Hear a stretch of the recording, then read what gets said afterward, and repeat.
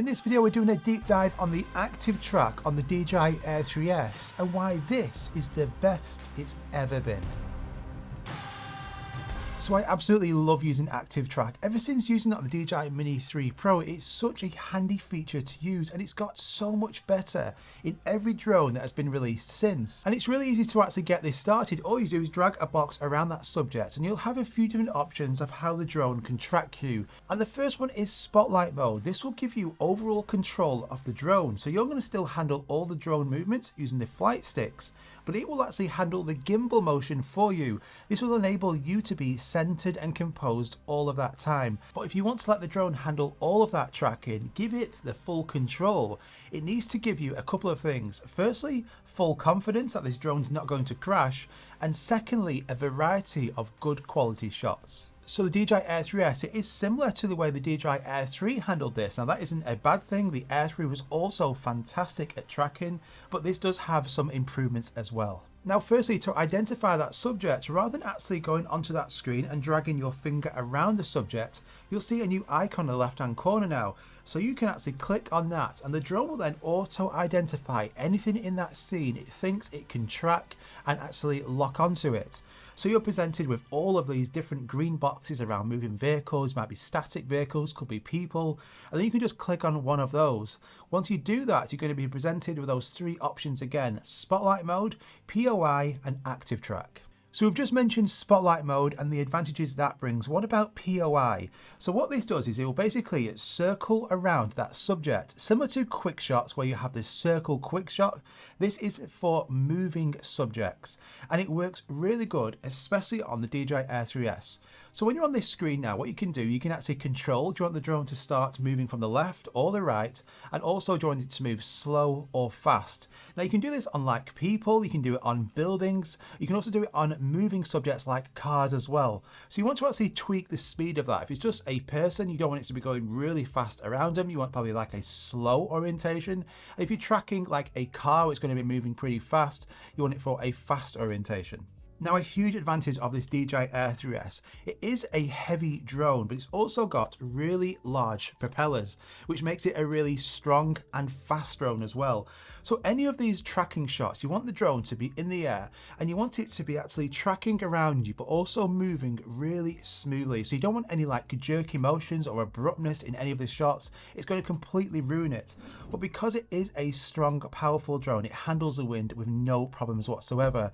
So the Mini 4 Pro, this also has really good tracking, but because it's a much lighter and smaller drone, it's not great in the wind, so it is a huge letdown when it comes to certain tracking shots. For a circle motion, it's going to have to actually orient around that subject. It needs to be strong enough to get around them, and it certainly can on the DJI Air 3S because it is just so powerful. Even in this example here, tracking the car in strong winds over 25 miles per hour, it really doesn't look like it, does it? It's so impressive how the drone is able to track this car, keep locking it all the time, but also produce such really nice, smooth footage. And for tracking cars on the DJI Air 3S, it has got better than on the DJI Air 3. So we've got tracking on here now, similar to the DJI Mini 4 Pro, similar to the DJI Air 3, which is when you actually drag a box around you, you're going to click active track, click manual, and then you're presented in the bottom left hand corner with this like clock face.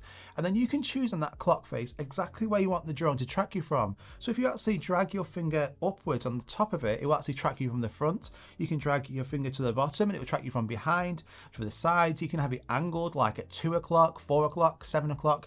You can have any different angle you want from these drones. It is really impressive. It blows the Mavic 3 Pro out of the water in terms of tracking, but you also have close tracking and far. You have two circles, an inner circle and an outer circle.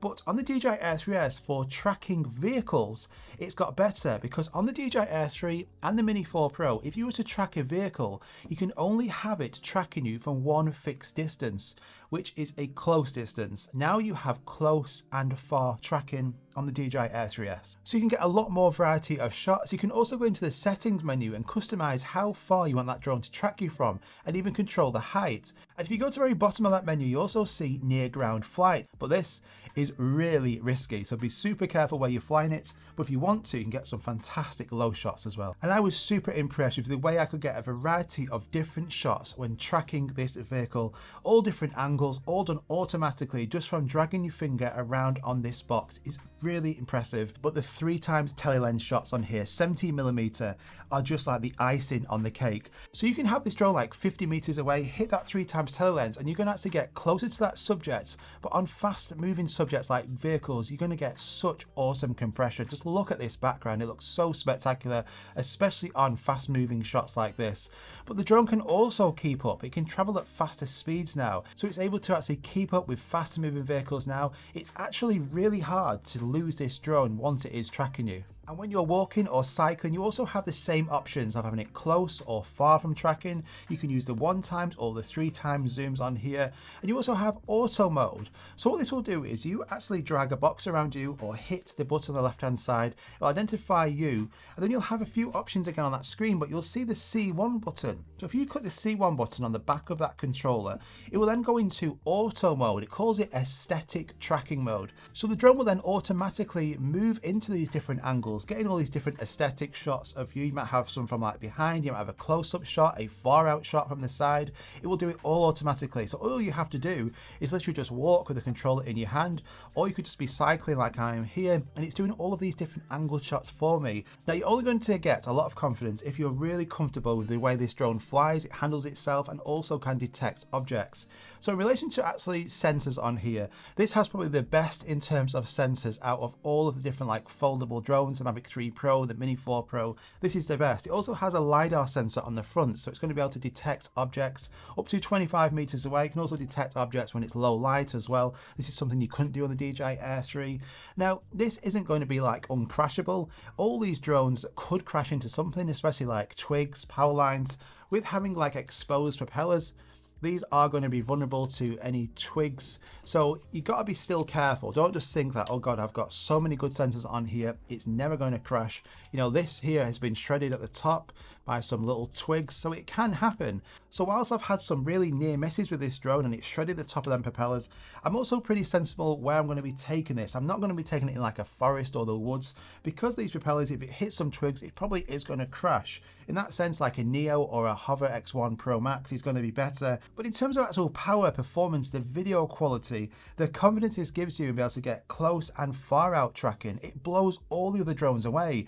This is so much better than the Mini 4 Pro, it's better than the DJI Neo, the Hover Air X1 Pro Max, even the Mavic 3 Pro.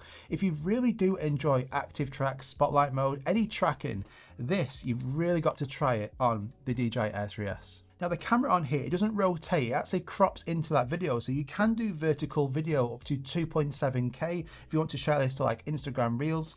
And you can also use different color profiles. So you've got the normal color profile, this is like the standard color from DJI. You can use HLG, and then to get the very best in terms of video quality, you can use the D-Log M color profile. This is going to capture 1 billion colors. And on all these video shots here today, everything was using the D-Log M color profile, and I can then color grade it afterwards.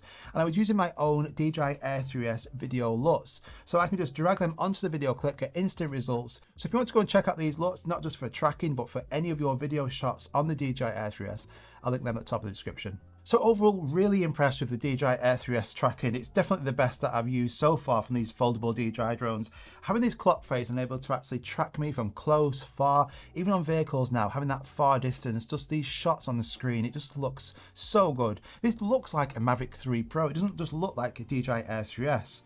So if you love tracking, you have to try it on here, and it's a big feature. Now from a DJI Air 3, it is similar in terms of tracking. They both got the 1x and 3x telelens. On here you can travel at fastest speeds, and you can also track vehicles far out as well. But coming from a DJI Air 3, I wouldn't say upgrade solely for that. So yeah, overall really impressed. I hope you enjoyed this video. If you did, hit that like button. It really does help me out and get this video to more places. Subscribe if you're new around here, and I'll see you guys on the next one. Bye bye.